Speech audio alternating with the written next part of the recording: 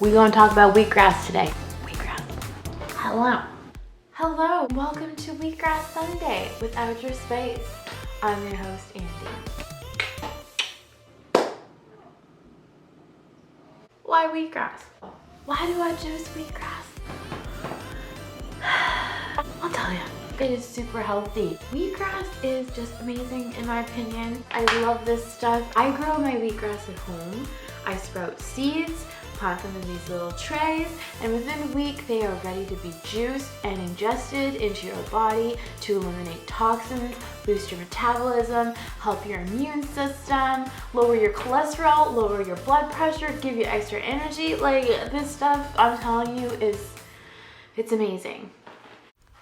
I buy my seeds from West Coast Seeds. They are a seed company based out of Vancouver, British Columbia. I'll put the link down below.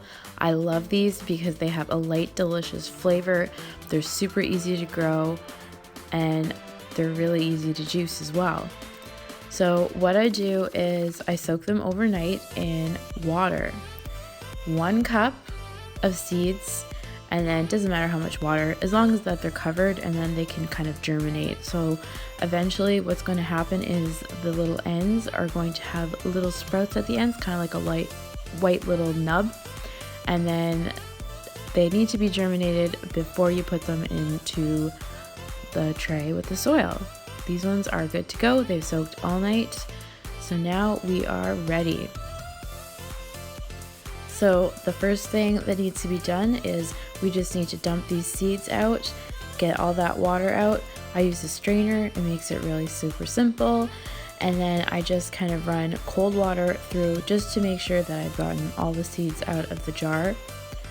And then I'll rinse them under the water as well, just to get out any kind of starchiness, just to clean them off and make sure they're nice and clean and ready to go.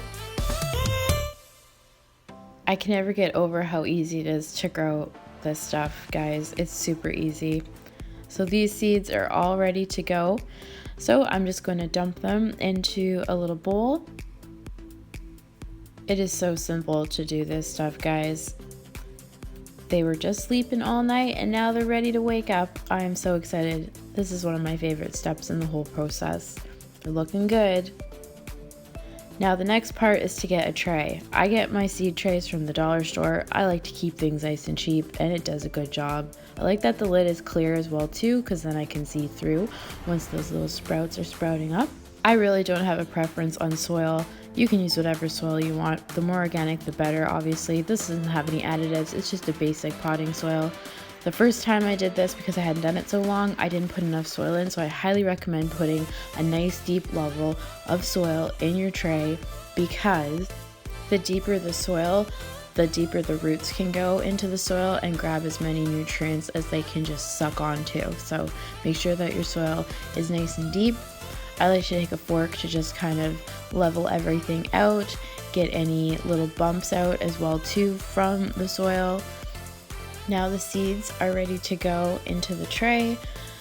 The big thing with this is to try to make this as even as possible. I always try my best, but it's still really, really hard sometimes. But if the seeds are really close to each other, so say if you have like a huge glob of them, or just like a large layer where they're overlapping, the seeds can't breathe, and then what will happen is they'll start to mold. So it's really important to still have a nice thin layer across your whole seed tray, but make sure that there's not too many seeds in one area, or you can face the problem of mold. And anybody that grows wheatgrass knows that you're going to see a little bit of mold because it's a humid environment, but you want to avoid as much mold as possible. A little bit is okay in my opinion, but you really want to try to avoid a massive mold like outbreak, like coronavirus going all over your wheatgrass. We don't want none of that, none at all. I also like to use my fork again to level everything out as well. Makes it really simple. Next, I put paper towel over the top of the tray. I like to use Bounty because it is really, really nice and strong. I find it can tolerate a lot of the water and it doesn't like break or separate. So I just pour water all along the top edges and the center, trying to even out the spread of the water. That's going to keep your seeds moist as well too. You don't need to add any more than that. I don't get the soil wet, nothing. If you get your soil wet, you're more prone to mold.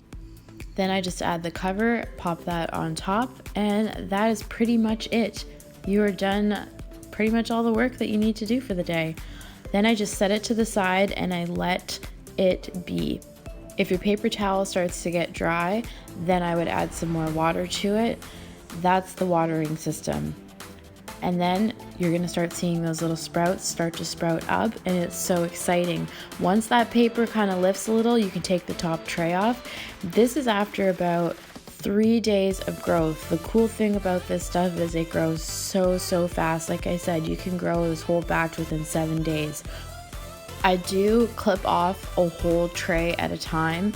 So this is actually the length that you're looking at right now of where you would also cut it as well too. So this is a 3-day ingrow, but this is also about the height that you're going to cut it at.